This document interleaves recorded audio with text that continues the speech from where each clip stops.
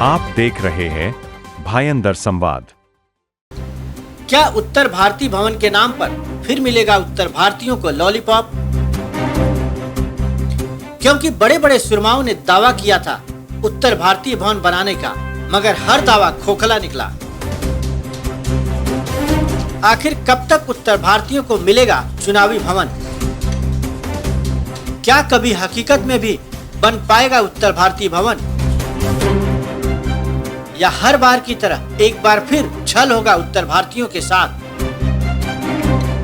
चलिए हम आपको बताते हैं कि कैसे एक बार फिर उत्तर भारतीयों का सिर्फ वोट पाने के लिए उनके भावनाओं के साथ खिलवाड़ किया जा रहा है।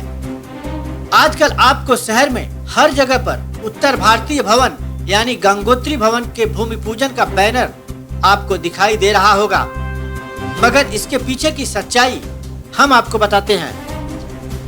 जगत गुरु श्री रामभद्राचार्य जी महाराज के कर कमलों द्वारा श्री गंगोत्री उत्तर भारतीय भवन का भूमि पूजन 17 सितंबर को अनंत चतुर्दशी के दिन आयोजित किए जाने की जानकारी विधायिका गीता जैन ने दी है।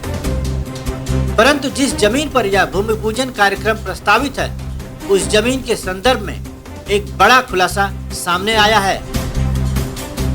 मीरा रोड के पूनम गार्डन स्थित सर्वे 456 और 459 नवघर की निजी जमीन पर विधायिका गीता जैन द्वारा उत्तर भारतीय भवन का भूमि पूजन कार्यक्रम रखा गया है।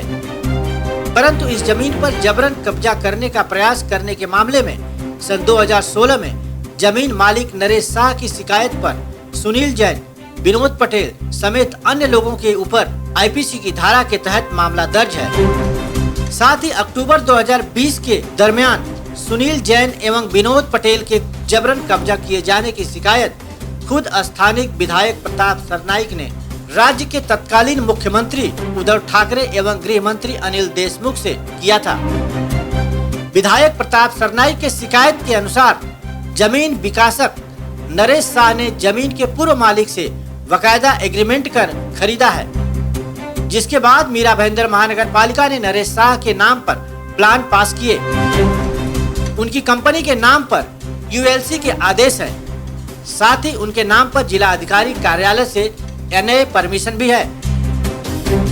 फिलहाल इस जमीन के 7/12 पर सुनील जैन, प्रशांत विनोद पटेल, जयंत पाटिल, दयावंती कमलाकर तांगड़ी का नाम दर्ज है। साथ ही 7/12 में 1 करोड़ 20 लाख रुपए का बोझा भी शामिल है। सूत्रों से मिली जानकारी के अनुसार यह विवादित जमीन पर अवैध रूप से कब्जा कर ताबा लेने के संदर्भ में उच्च न्यायालय में नरेश शाह की याचिका दर्ज है।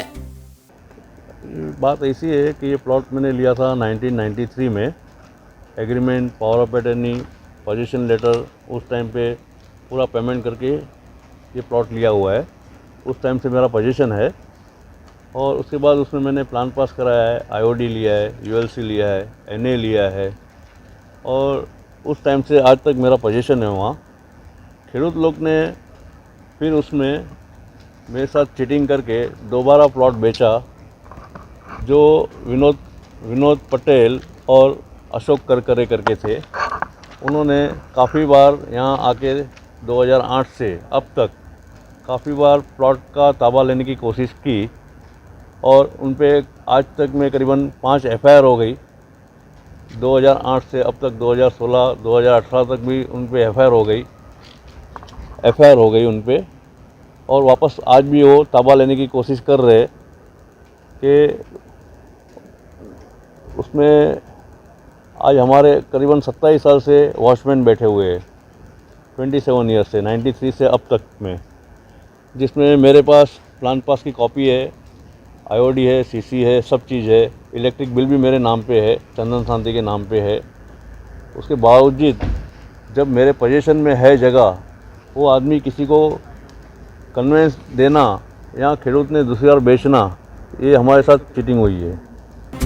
इस बीच अब सवाल उठने लगा है कि 4 साल पहले जिस जमीन पर पुलिस अधिकारी की मौजूदगी में जबरन कब्जा करने की शिकायत खुद स्थानीय विधायक प्रताप सरनाईक ने तत्कालीन मुख्यमंत्री से की थी, उसी विवादित जमीन पर विधायिका गीता जैन ने जगत गुरु श्री रामभद्राचार्य जी के महाराज के शुभ कमलों द्वारा श्री गंगोत्री उत्तर भारतीय भवन का भूमि पूजन कार्यक्रम रखा है, जबकि महानगर पालिका ने उक्त जमीन पर किसी प्रकार के भवन निर्माण हेतु अभी तक कोई बांधकाम की अनुमति नहीं दी है।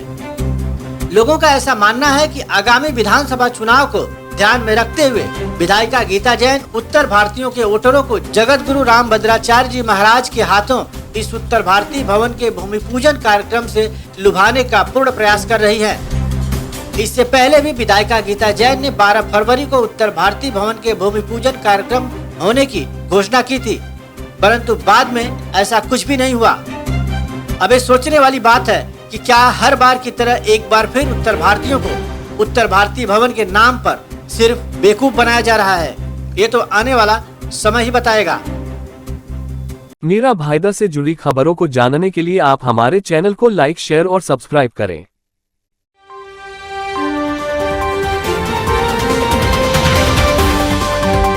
आप देख रहे हैं भायंदर संवाद।